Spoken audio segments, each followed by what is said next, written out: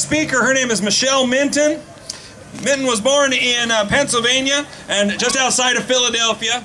After graduating from Johns Hopkins University, she moved to Washington, D.C. to pursue her graduate degree, but was quickly recruited by the Competitive Enterprise Institute, where she has worked ever since. The Competitive Enterprise Institute, Michelle advocates for free market economy through writing articles, speaking on the radio, and reaching out to the American public. Although she's not an economist or a historian, Michelle's perspective on the role of philosophy in human life and the power of ideas has led her to a passionate defense of capitalism as not only the most effective economic system, but the only system that will work for human life. So let's please introduce Michelle. Come on up.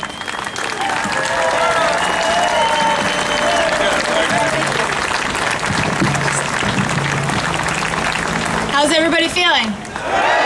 Good? Let me get a good look at y'all. I heard there were about 10,000 people here today. That's a lot of people. I think that right-wing conspiracy that supposedly pays for us all to come here might just go bankrupt after today. Just saying. But really, is there a better day to protest an out-of-control government than on the anniversary of the day the founders did over 200 years ago? Right? I only hope that when future generations look back on today, they think of this as the day Americans redeclare their independence.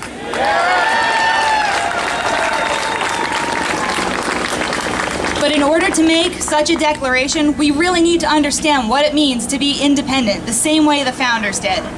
At the original Boston Tea Party, the colonists weren't protesting high tea costs, taxes, or even taxation without representation. The Tea Act actually reduced the cost of tea in the states. Come on, you gotta move up there. Sure. Can you hear me now? Well, sorry. Before the Tea Act, the East India Trading Company was going bankrupt. So British Parliament, many of whom owned stake in the East India Tea Company, passed the Tea Act. This gave it special privileges and taxed its competition. Essentially, they gave that company a tea bailout. But the colonists knew exactly what it was. It was a payoff. And they weren't going to take that cheap tea, so they threw it in the harbor.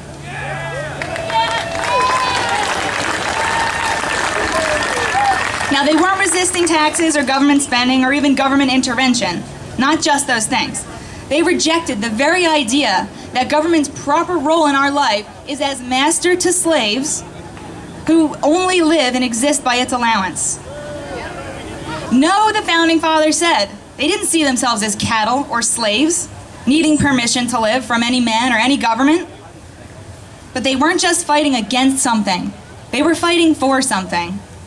They were fighting for their ideal of humanity as individuals who have a right to exist, not because anybody gave them permission, but by virtue of being human. And the founders were willing to risk their lives and their wealth defending this idea. From their years struggling on farms and towns across the newly founded America, they knew that human life required the ability to make one's own decisions for one's own life and happiness. And without those rights, you can't be truly independent. Their ideal of humanity prompted the founders to create a document that changed the world forever. The Declaration of Independence was a radical statement proclaiming that humans are created equal and endowed with the inalienable rights of life, liberty, and the pursuit of happiness. Now, it is 4th of July, so you're going to hear those words a lot, but I want everybody to really think about what that means. Inalienable. That means if you take away these rights, you're taking away what it is to be a human being. And the founders said that these rights, they were specific and carefully worded. Life, liberty, and the pursuit of happiness. Not the guarantee, the pursuit of happiness.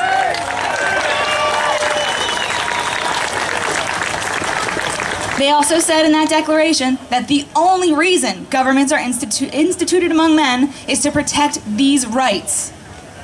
And protect it from anybody who attempts to tread on them. Whoever it is. The founders knew these rights were required for human life, and government's only purpose is to protect them. What then if government stops protecting these rights? Do we ignore it?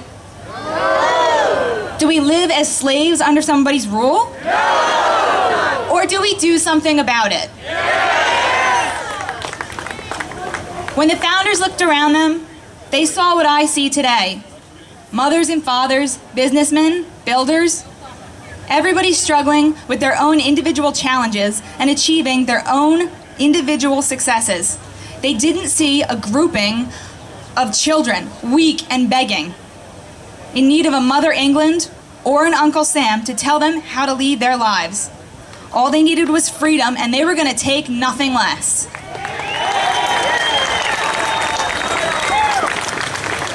The founders' ideal of humanity was of brave, intelligent, and creative individuals, and as a result, they created the best country in the world.